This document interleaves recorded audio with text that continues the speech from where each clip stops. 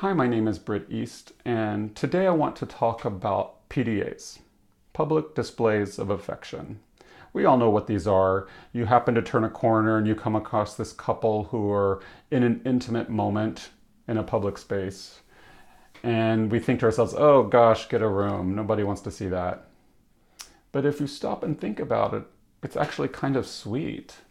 In this world where there's so much hate and division and violence, here are these two people that feel so comfortable in their own skin and so overflowing with love that they can share that with each other and actually the rest of us. But for some of us who grow up in minority communities, for me, I'm gay, for instance, it's a little scary. I came out over 20 years ago and I still find myself shrinking from the world, censoring myself. And all of that was born out of healthy fears once upon a time, but those fears are no longer serving me. By and large, I'm pretty safe in the world. And sure, there's a lot of spaces that I might be less safe, and I tend to avoid those. Yet I still find myself really struggling to show public affection to my husband. I love my husband. We're very affectionate. I love holding his hand.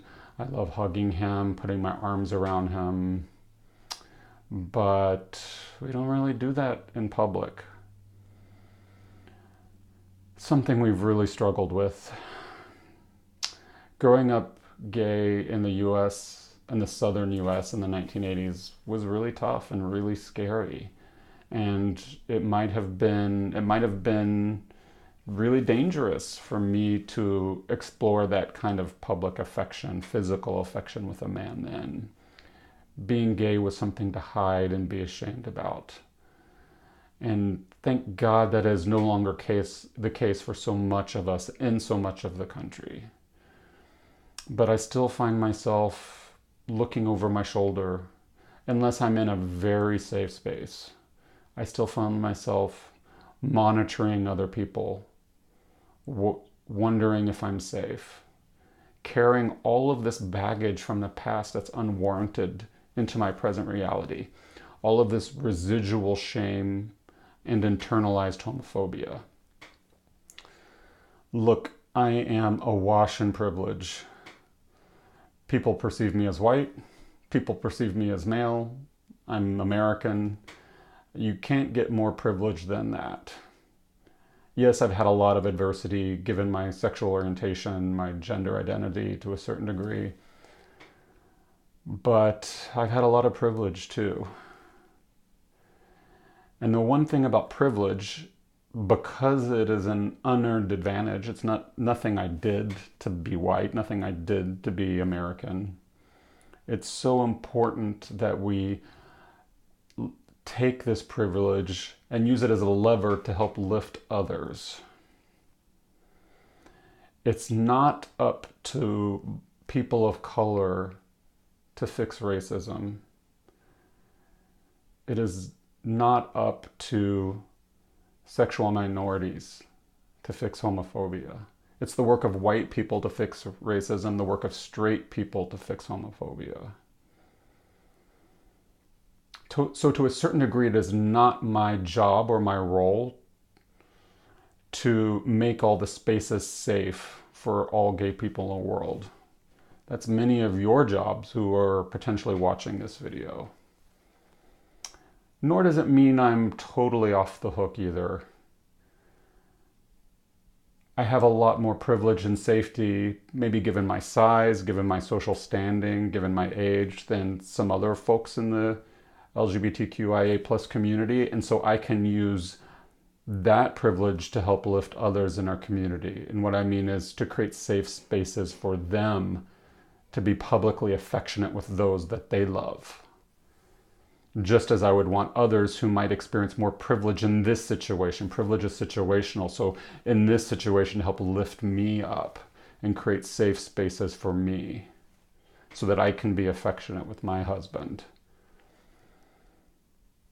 I long for a day where I can walk down the street with my husband holding his hand and feel entirely unafraid. And while, given where I live on this West Coast that is so liberal in this bubble of acceptance, by and large I could. By and large, I'm going to be okay.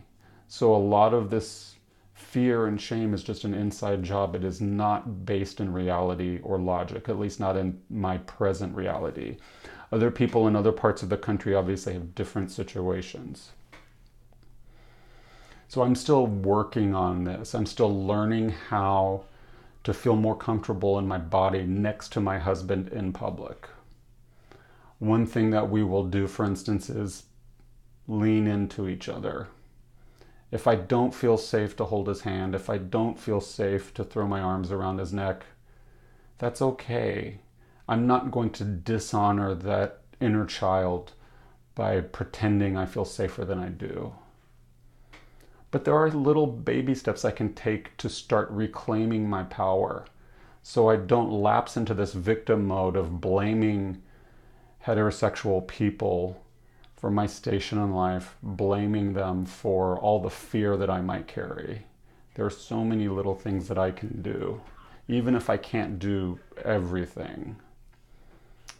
Until that day comes, little by little, I'm just going to work on these things that I can control, however small that they may seem, and hopefully lift others up along the way who might feel a little more sheepish than even I do. That's all I know how to do. I can't fix everything, but I can do this.